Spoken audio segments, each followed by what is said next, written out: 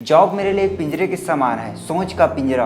और बचपन से लेकर के आज तक मैंने आज़ाद रहना सीखा है। और मेरी ज़िंदगी इतनी सस्ती नहीं है, एक ही तो ज़िंदगी है और मैं इसे किसी और के बनाए पिंजरे पर कैद करके इसे नहीं गुजारना चाहता हूँ, बल्कि अपने दम पर जीना चाहता हूँ। इसीलिए hello friends, this is Harish Raj and welcome to smile with Harish Raj. दोस्तों, इस चैनल से जितने लोग जुड़े हैं और जितने लोग भी हमें जानते हैं बचपन से लेकर के आज तक, उन सभी को जितना चीज़ें मैं बताया हूँ वो सभी जानते हैं, लेकिन जो चीज़ें नहीं शेयर किया हूँ वो चीज़ें कोई नहीं जानता। तो इसके पीछे एक बहुत बड़ी रीज़न है कि मैंने बहुत सारे जॉब के ऑफ़र को रिजेक्ट किया है। उसके पीछे क्या क्या रीज़न है, तो इस वीडियो में आप सभी से क्लियरली शेयर करूँगा कि मुझे किस चीज़ में इंटरेस्ट है और मुझे किस मकसद के लिए आगे बढ़ना है। वैसे इंटरेस्ट तो मेरा बहुत सारी चीज़ों में है, टेक्निकल के फील्ड में है, स्टडी के फील्ड में है, मतलब कि टीचिंग के फील्ड में है, और इसके साथ ही साथ राइटिंग के फील्ड में है। लेकिन हमें अपनी ज़िंदगी को एक नया डायरेक्शन देने के लिए हमें कुछ चीज़ों को पकड़ना पड़ता है, एक चीज़ को ले करके हमको आगे बढ़ना पड़ता है, और वही चीज़ मैं कर रहा हूँ। बचपन में तो वैसे बहुत सारे टेक्निकल के फील्ड में कारनामे किए हैं, मतलब कि डिज़ाइनिंग करना, लाइट फिटिंग करना, और भी बहुत सारे टेक्निकल के फील्ड में। और दूसरी बात करूँ कि स्टडी के फील्ड में तो बचपन से बहुत इंटरेस्ट रहा, लेकिन कुछ टाइम तक मुझे पढ़ाई में इंटरेस्ट नहीं था, और उसके बाद में 9 से लेकर के 12 तक थोड़ा सीरियस हुआ। पढ़ाई के फील्ड में भी बहुत सारी क्रिएटिव चीज़ें करता था।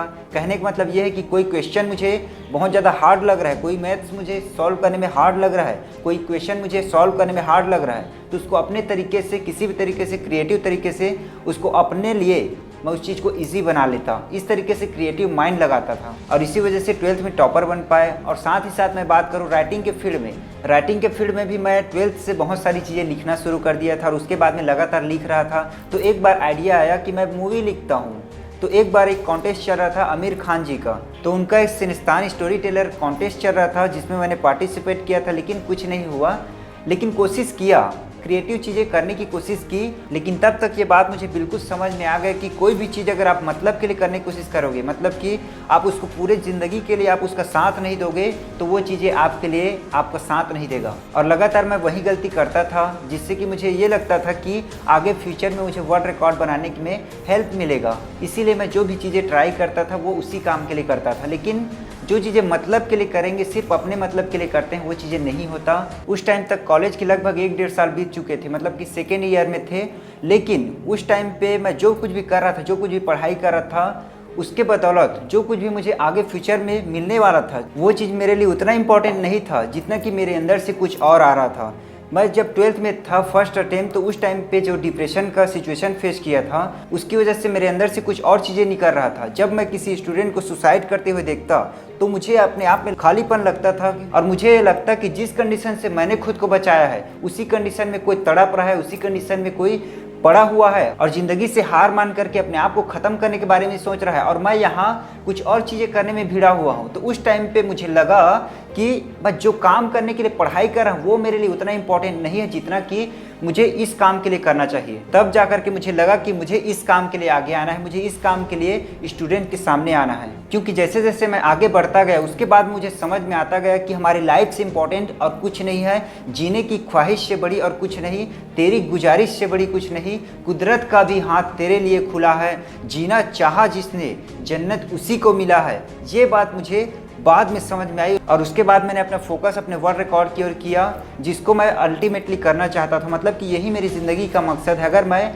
अपने यूथ को वर्ल्ड रिकॉर्ड दे दूं, उससे जो चीज़ें उसको प्रोवाइड करूंगा, वो मेरे लिए सबसे बड़ी अचीवमेंट होगी, मेरी लाइफ की सबसे बड़ी अचीवमेंट होगी। और उसी टाइम से मैंने अपने यूट्यूब चैनल की शुरुआत किया, जिसमें मैं लगातार काम कर रहा हूँ, और आगे चल करके मेरा फ्यूचर प्लानिंग क्लियर है कि मुझे किस तरीके से इस चीज़ के लिए काम करना है। तो आने वाले टाइम में आपको बहुत सारे सरप्राइजेस मिलने वाले हैं, उसके लिए मैं लगातार काम कर रहा हूँ। और आप मुझे अपना भाई मानो, अपना दोस्त मानो, अपना यार मानो, लेकिन हाँ, हमेशा आप मुझे अपने साथ मानो, क्योंकि एक ही तो ज़िंदगी है, इसे खुल करके जीना है और सबको साथ लेकर के चलना है, और किसी को न मरना है न मरने देना है। इसीलिए मेरी ज़िंदगी में इतना बड़ा मकसद होने की वजह से कोई भी चीज़ें मुझे डिस्ट्रैक्ट नहीं कर सकती। आज कोई मुझे डरा नहीं सकता, कोई मुझे डिस्ट्रैक्ट नहीं कर सकता, कोई मुझे हरा नहीं सकता, कोई मुझे दुखी नहीं कर सकता, क्योंकि मैंने सीक्रेट्स ऑफ हैप्पीनेस को पहचान लिया है। इसीलिए तो मैं आज जिंदा हूँ। मौत के मुझसे ज़िंदगी को छीना है, इसीलिए तो अब मर मर के नहीं जीना है और ना ही किसी को मरने देना है। ये चैनल बेसिकली आप लोगों का है, और ये हरीश राज हमेशा आपके साथ में है। तो आगे मैं और कुछ नहीं कहूँगा, बस इतना कहूँगा कि ये तो बस शुरुआत है। अभी तो बहुत कुछ करना है। इसी के साथ साथ keep smiling with Harish Raj. Thank you very much.